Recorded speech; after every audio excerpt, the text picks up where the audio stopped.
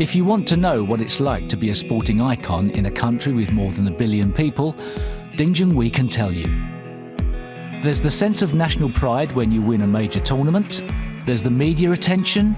Everyone wants to speak to you. A vast television audience watches every match you play. You get invited to glamorous events. Your adoring fans are always thrilled to meet you. Social media needs to be kept updated with nearly 5 million people following you. There's also knowing that your success has helped to spark a snooker revolution in China. The next generation of stars has been inspired to play because of you. And a new type of luxury snooker club is starting to open.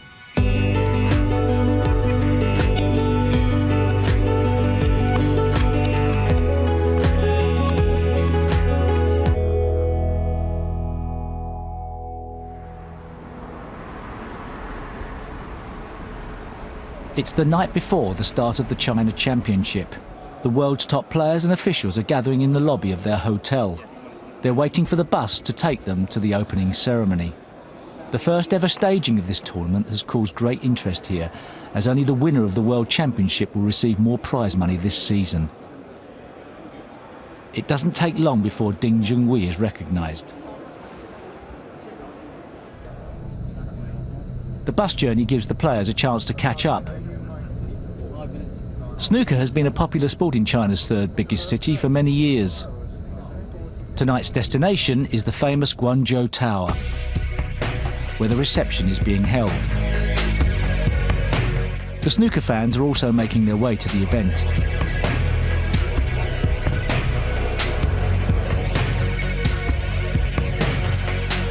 This red carpet event feels more like a movie premiere in Hollywood. Only in China do snooker players get treated like film stars.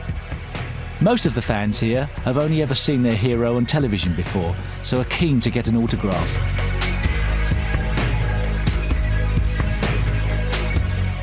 Soon it's time to officially launch the new tournament. After the introductory speeches have been made, the big moment arrives. With the ceremony over, Ding quickly becomes the centre of attention. Suddenly, it's a media scrum. In Asia, no other snooker player receives this level of attention.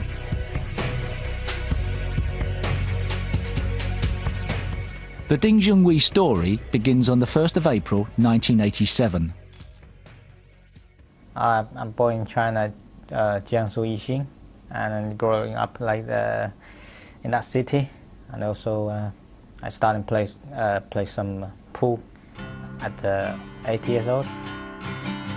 He went to junior school here. The school is very proud of its famous former pupil.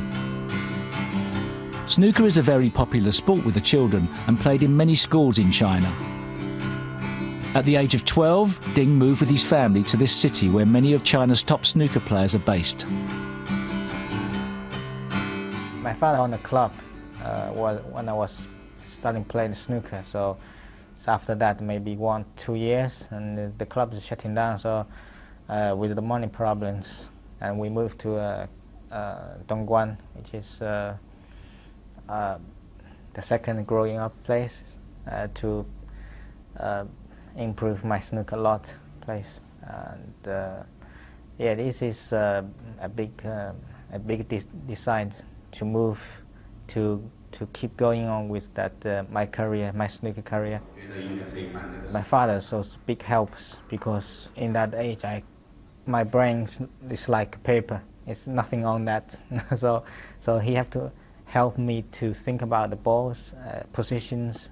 Every day he look after me to make sure I play every shot is concentration, because you know that kids always like to play fun somebody's.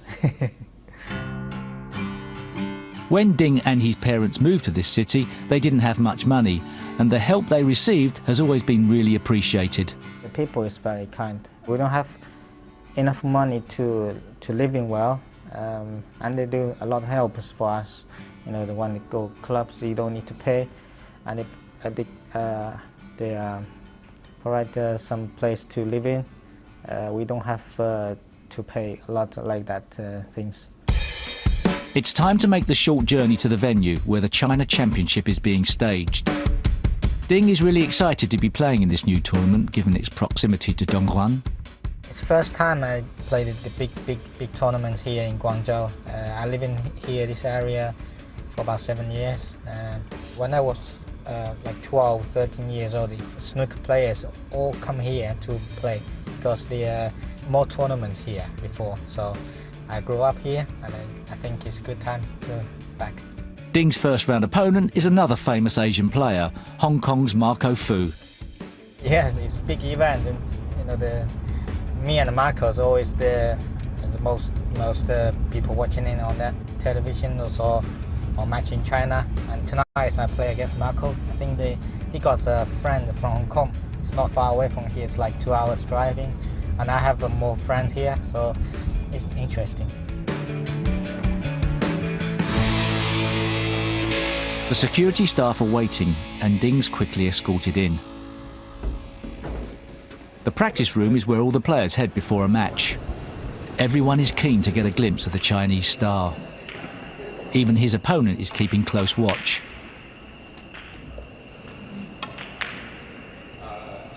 After a brief practice session, he heads to a waiting area, ready to be called for his match. All snooker players have to dress smartly, and Ding's keen to look his best.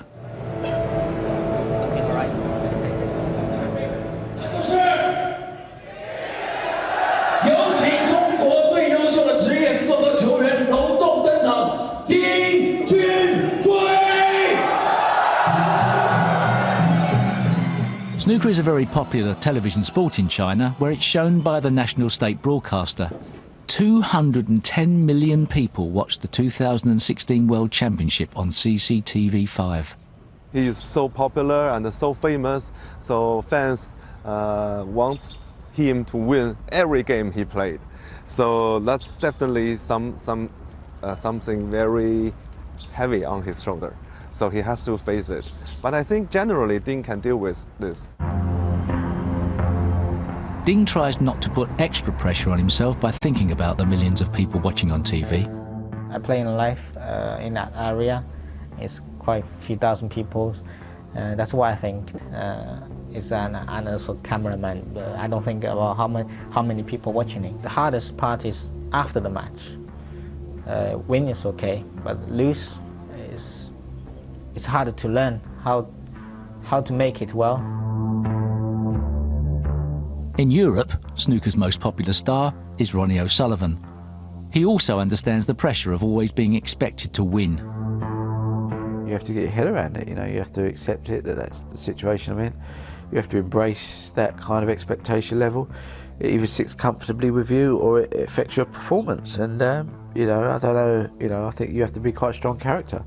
I think you have to have quite big shoulders and you have to be quite thick-skinned and not allow things to get to you.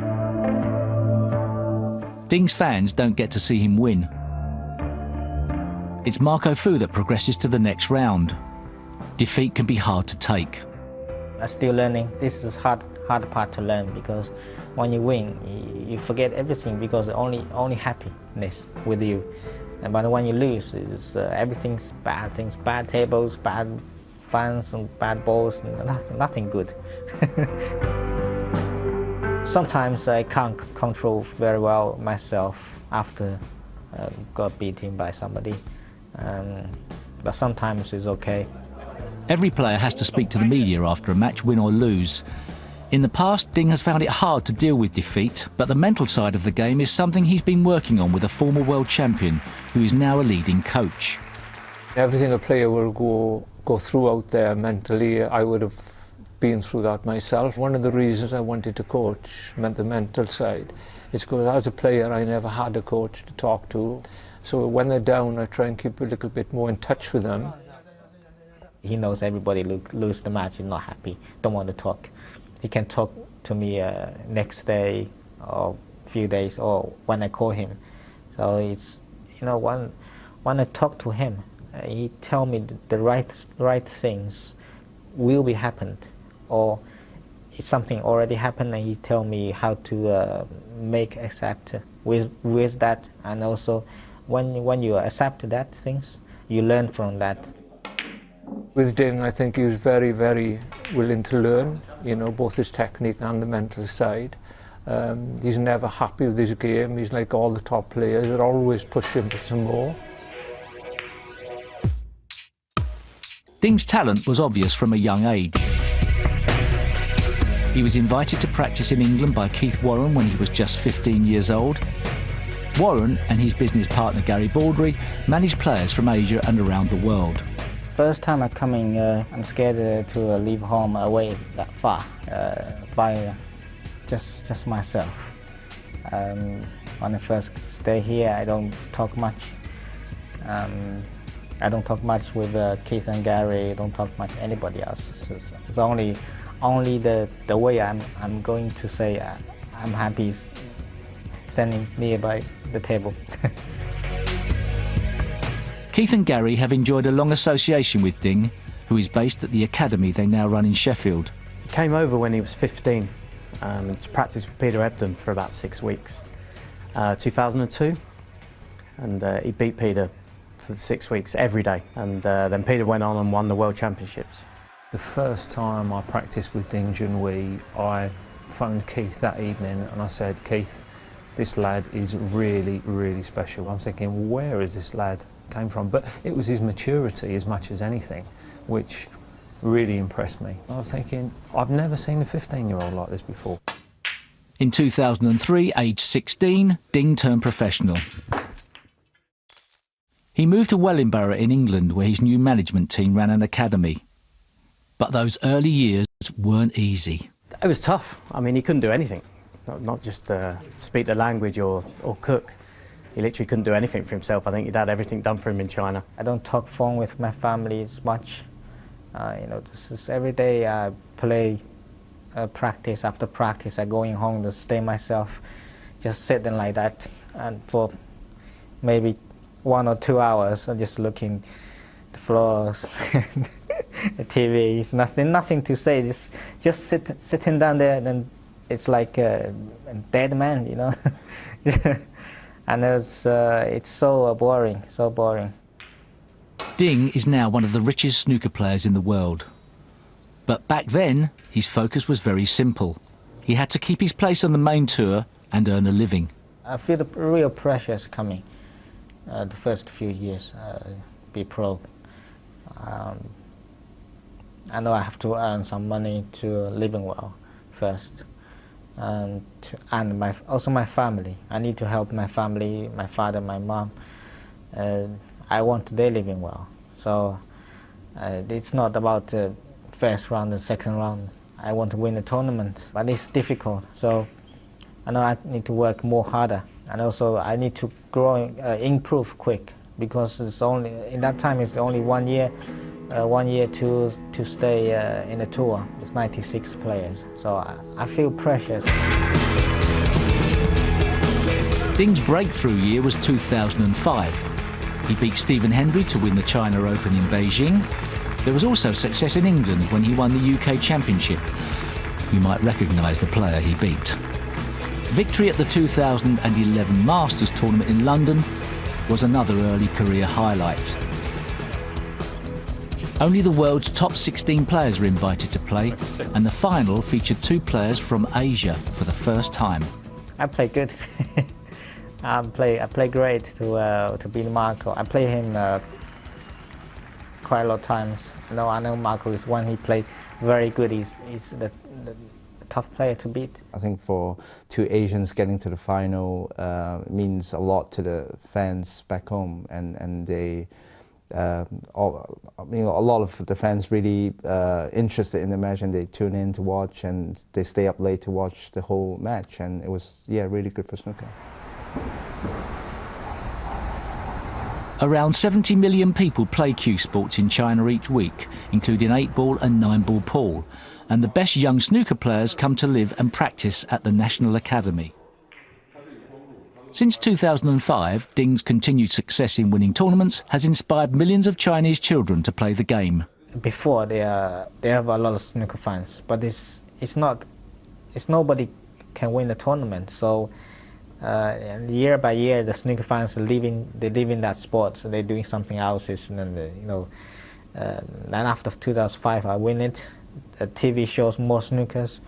The people starting bringing their skills back to the tables. They're starting thinking, oh, this is good sports to play. There are 30 pupils here ranging in age from 6 to 22 years old. They practice from Monday to Saturday each week from 9 a.m. till 5:30 p.m. Someday they can be a professional player and even be as good as Ding. They know there are a lot of efforts they have to pay, a lot of time and a lot of energy they have to pay. They have to prepare for that day. Every day begins with a warm-up. The youngsters work with top-class coaches. Cutting-edge computer technology is also used to help them improve. The food here is really good too. Mobile phones are kept locked away until lunchtime to make sure there are no distractions. 3 players from this academy have qualified for the main snooker tour since it opened in 2013, including these 2 young stars. They both idolise Ding. 首先就每次看到丁一辉能够拿到什么赛事的冠军以后，就我觉得对我们这一代青少年来讲，就心里会也有一个欲望，就是说他也是中国人，我也是中国人，他能做到的，我们也能做到，又给了我们一个非常好的做了一个非常好的榜样。Ding is pleased to see this new generation of Chinese players coming through and happy to give them the benefit of his experience. I can show them we can do it. You know, Chinese players, Asian players can win a tournament. The signs of success are already here when it comes to producing top-class players. In the next 10 years, China could be the dominant snooker superpower. China hasn't just invested heavily in player development, but also in the business of snooker. The country stages some of the most prestigious and lucrative tournaments in the world. I think it just shows the significant growth in snooker generally and globally, and particularly here in China. It is, that growth has been consistent and our events are getting bigger and bigger. Obviously delighted to see that happening. It's great for our players. They're playing for huge prize funds now. The one tournament China would love to stage is the World Championship. It's been held in Sheffield since 1977, and the city has a deal to keep it there until 2027. But in the future, could the tournament ever move abroad? You can never say never. Myself, I'm passionate about is staying in Sheffield because that's what I remember and the game starts. Realistically, could we say it's going to be there in 50 years' time? I have no idea. But what we would say is it's a rather clever commercial twist to say no. Because the message is you can't buy history, but you can create your own. So go and do it. And I think the Chinese are doing that. The snooker club I used to practice at has been in business for over 80 years. It's a popular place which anyone can afford to visit. But if you want to see what the world's most exclusive billiards club looks like, you have to come here. The top level of membership is around $125,000 a year. There are 7 expensively furnished VIP rooms for the members to use. It's certainly a luxurious way to relax. China's passion for snooker also extends abroad. Ding receives great support from the Chinese students studying in the UK, like these from Cardiff University. Even when he loses a match, like he did here, he'll make time to meet his fans.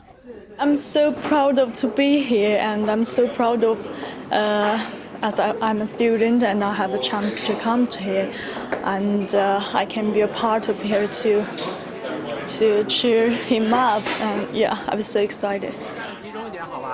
Another way Ding engages with his fans is through social media. He has nearly 5 million followers on the Chinese site Weibo. Sometimes I want to show what I did, funny things. Some, before the tournament, after the tournament, what I think. I can share the thinking with snooker fans. The dream of every snooker player is to win the World Championship. Sheffield's Crucible Theatre will always be a special place for me as I won the trophy here 6 times. Sheffield is a city Ding knows well. He's lived here for the past 10 years. It's very nice to be like here.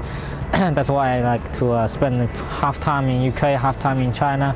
You know, sometimes I want to back to normal life, and then I can come here to stay here and be a normal person. In China, it's impossible for him to walk down the street without being recognised. But here, it's a different story. Well, almost a different story. Hello. Hi. Best of luck. Thank you.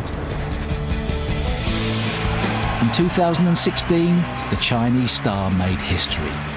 He became the first player from Asia to play in the final of the World Championship.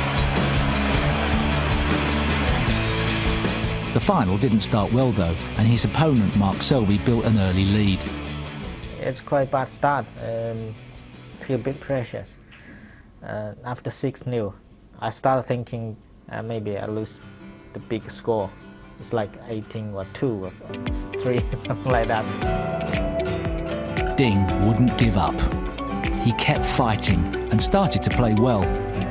Unfortunately for him, Selby was too good and won his 2nd world title. Being a champion isn't just about talent and hard work. It's also about having the belief that you can be the best in the world. In the end, last match, the final, it's not about the pressure. It's nothing near that. It's only the faith you can win or you can't. The finals I learned a lot. If you go to the last match stages, you got to believe yourself you can win. That's all you need to do.